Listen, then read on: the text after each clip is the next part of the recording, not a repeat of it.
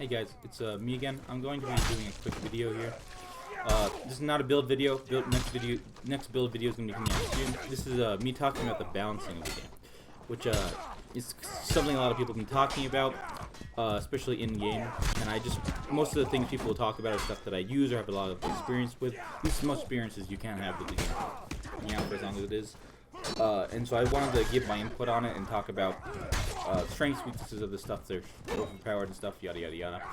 Alright, so the first thing I want to talk about is the bloodlust perk. I kind of want to take responsibility, at least partially, for popularizing it, since my bloodlust video got 20,000 views, and it was one of the first real build videos that came out. Now, do I think bloodlust? So if you don't know bloodlust, when you get a kill, you get a melee kill, you get a full heal. Pretty useful, but very expensive. Do I think bloodlust is OP? And I'm gonna say no. I think it might be a little too strong, and I'll explain why in a moment. But let me just say why bloodlust isn't as strong as some people are making out to be. Many people make it out to be literally an invincibility perk, and that's not the case. Let me just explain a few things why bloodlust isn't as strong as people say it is. The first one is bloodlust is countered by literally someone being better than you on the enemy team. All it takes is for one or a couple people to be better on the enemy team, and then all of a sudden you're going to get vastly diminishing returns from bloodlust because you're just going to be getting shut down. And so if someone's doing really good with bloodlust, they're probably the best, or if not one of the best people in that lobby, and they're probably going to be doing really good anyways. Well, just helps them excel even more. So bloodlust is not an instant win button. It's just a button that helps you really. It's not an instant win button. It's just a perk that helps you capitalize on being really good. The second thing is that bloodlust does not help you at all during a fight, and is literally a third of your build is literally not doing anything while you're in the middle of a fight, which is a decent disadvantage. If bloodlust, you only get the heal after you've killed someone, after you've done all the work. So that's 5 perk points not doing anything. While someone else is gonna have full armor, maybe they'll have dodge or something. They'll have a proper build. At least a lot of people you'll come across have all their perk points being active the entire time. So again, like literally, bloodlust doesn't do anything until after you start doing good. So I don't think it's super OP. Now there are some, but then that's not to say that there aren't benefits. Of course there are. Sometimes when you're fighting multiple people, you can get a heal off, and then obviously keep it going. But you're still at a disadvantage fighting multiple people. You'd always rather have another teammate, provided they're at least somewhat competent, than just you soloing with bloodlust against 2 people. You'd always want to make it be a 2v2 instead of a 1v2 with bloodlust. And sometimes some idiot like that, people don't wear helmets for whatever reason, will come in and they'll just get killed, and the guy you're fighting will just get a full heal. And yes, it does happen, but again, bloodlust is super expensive. I don't think that on itself makes bloodlust overpowered, but it is a little strong, I think. And if other people start saying maybe it should get nerfed a little, then I wouldn't disagree that maybe it could get a little nerf. And I'm going to talk real quick about a couple of ways that I think this could happen. Some of these are things I've heard people mention or suggest, and some of these are things that I've come up with that I think might be a good idea. The first one, which I've heard suggest a lot, is a just flat out point increase. So from 5 points to 6 to 7. I don't think this is a good way to go. 5 points is already this guy was very good with this mace. 5 points is already, and bloodlust didn't help me there. 5 points is very expensive to begin with for a single perk, and it's already kind of restrictive to have it build around bloodlust in the first place. So just increasing that will even, I don't like the idea of just increasing the cost of bloodlust. I think that just would make the game a little less fun. I'd rather the effects of it be reduced a little bit than the cost being increased. And I'm going to talk a couple ways I think the effects can be reduced. The first is you'd have temporary diminishing returns. What I mean by that is the first kill gives you 100 HP. Also, if you don't have bloodlust, you get 20 HP per kill anyways, just to point that out there. But the first kill gives you 100 HP. The second kill would then give you 80, then 60, and then maybe it'd stop at 60, maybe it'd stop at 40. And then after a certain amount of time, it would just restart, whatever the time would be, whatever, you'd have to test it and see what works best for the time. And then it restarts. And this would just prevent you from just going on forever, because sometimes when you are the best person in the server, you can literally just keep killing people non-stop if they just come at you one at a time. and this would kind of help reduce that a little and make it a little more manageable for enemy team. And so that way you can't just run away with it. So I think this is probably one of the better ways to do it, but I have a couple of other ideas. The second one would be a slight health delay, and then the health would come back as very quick regen.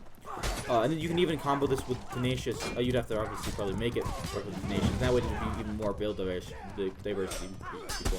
But basically, once you get a kill, it'd be like maybe a half-second delay. There's already a slight delay, but it'd be maybe a little more. And then over the next half-second, you would get all that. HP. And this would mean that you can't, like, just because you get a kill doesn't mean that all of a sudden you're invincible for another second. You get all your health back, and like the team who just ended up stacking 3 attacks and you all of a sudden didn't manage to kill you just because some idiot got killed. This would make it a lot more manageable for groups to kill you. So I can see this working also. And then the third idea would just be don't let it give you a full heal. Just reduce the full heal from 100 down to maybe 80 or something.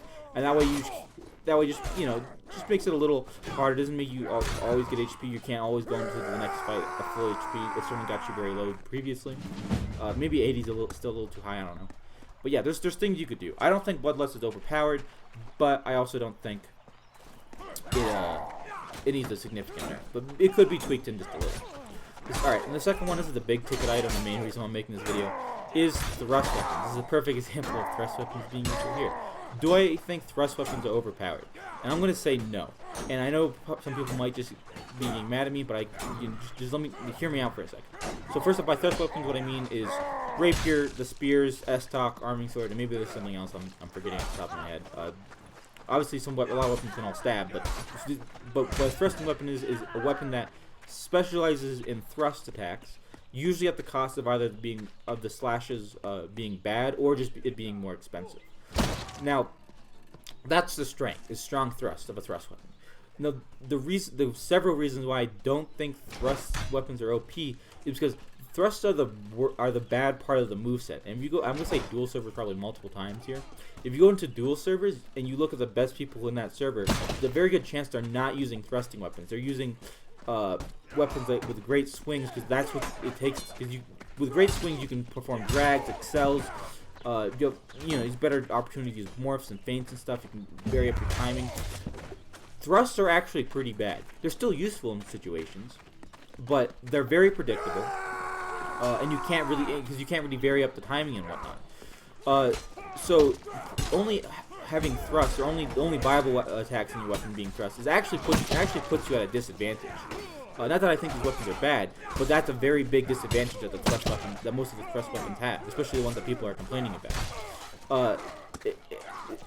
If someone's just thrusting at you over and over again, it's extremely predictable. They're literally limiting half their moveset, and if they're still killing you, that doesn't mean that they're not skilled. That just means that they can kill you with only half a moveset of a weapon. Slightly better than normal half moveset of a weapon. The worst half.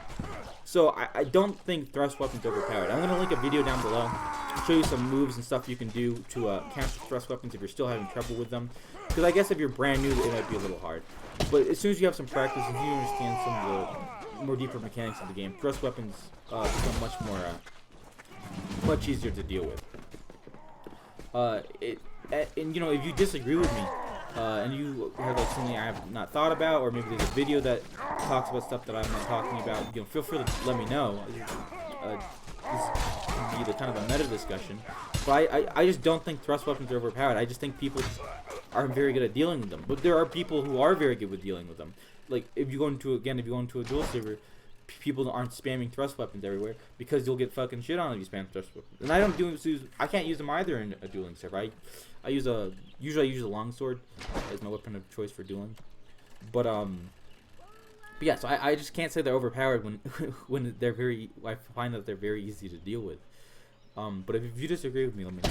Now the third thing I want to talk about, and also kind of more controversial, are shields. And I specifically mean shields that you can hold your block. I haven't seen anyone argue about the buckler and the targe, the ones with only a timed block. I'm just talking about the kite shield and the heater shield. I think are the two. What do you call them? Where you can actually hold the block. That's what people are complaining about.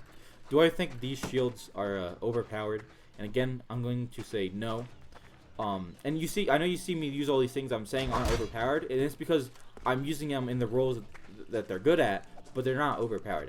And let me explain a few reasons why I don't think these shields are overpowered. And it's because they have a lot of counters, and there's a lot of counterplay against someone who's using a shield. First off, kicks. There's literally an instant win button against shields. Now, obviously, people are going to say, oh, you just hold S, and then you're fine. You don't have to worry about getting kicked. But that's not really true. Excuse me.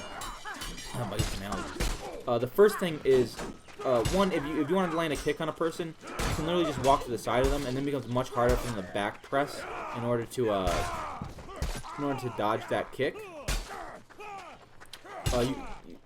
Also, you can like try to back them up into a wall, into other people.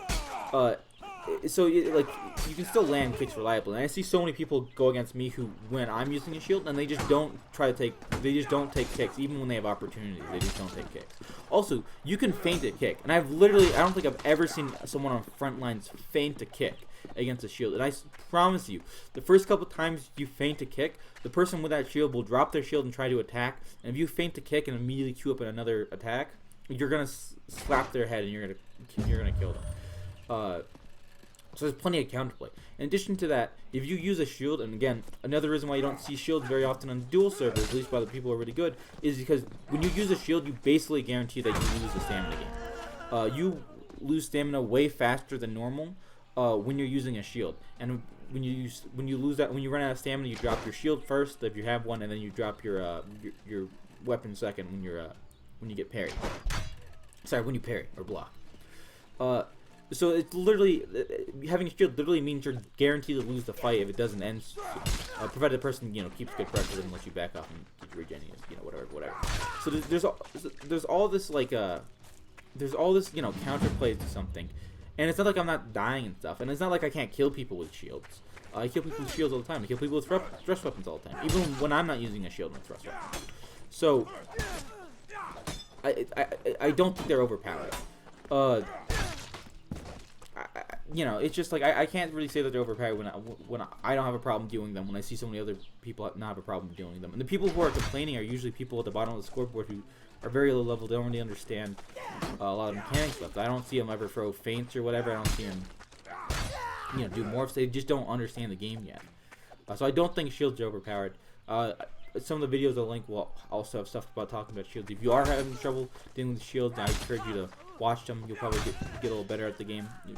But anyways, and again, if I'm wrong, tell me. What am I not considering? Let me know. But yeah, I just don't think shields are overpowered. Now, the next thing and the last thing I want to talk about for balancing is archery. And I'm gonna actually say archery is very underpowered. I played a bit of chivalry. I'm not one of those crazy veterans. Oh, by the way, this game has actually been out for months, in one form or so, and it's been played by like heavy chivalry veterans who, can go into when they're playing chivalry. They can. That was so funny when that guy missed. That guy's been talking trash. That guy talked trash to me for hours. Anyway, sorry. And they, these people can go into a duel server and they can fucking on chivalry and they can fucking Beyblade around, kill you in 2 seconds. It's ridiculous. They've been playing this game for a long time, and they've been helped balancing the combat for quite a long time. So Frontlines needs to work, but the actual combat itself, I think, is very well balanced, for the most part. But there is one thing, and the reason why I'm bringing up chivalry, because archery and chivalry was very strong.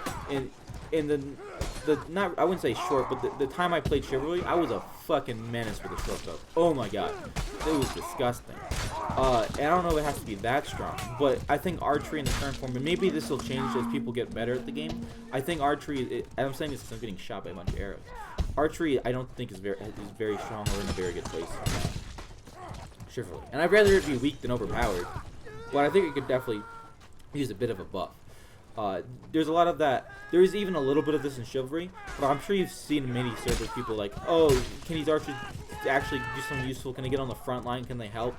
Sometimes these people even will argue and then say, call the other archers for being cheap or whatever. I don't know what that's about, but yeah. And so there's kind of this stigma. That guy was really good. There's kind of this stigma against archers that they're just not really helping. They're not really doing enough to justify their slot on the team. And I don't think that's true. I think you can still make a very big impact as an archer. I've even top fragged a pseudo archer class, which would be what my next build is on.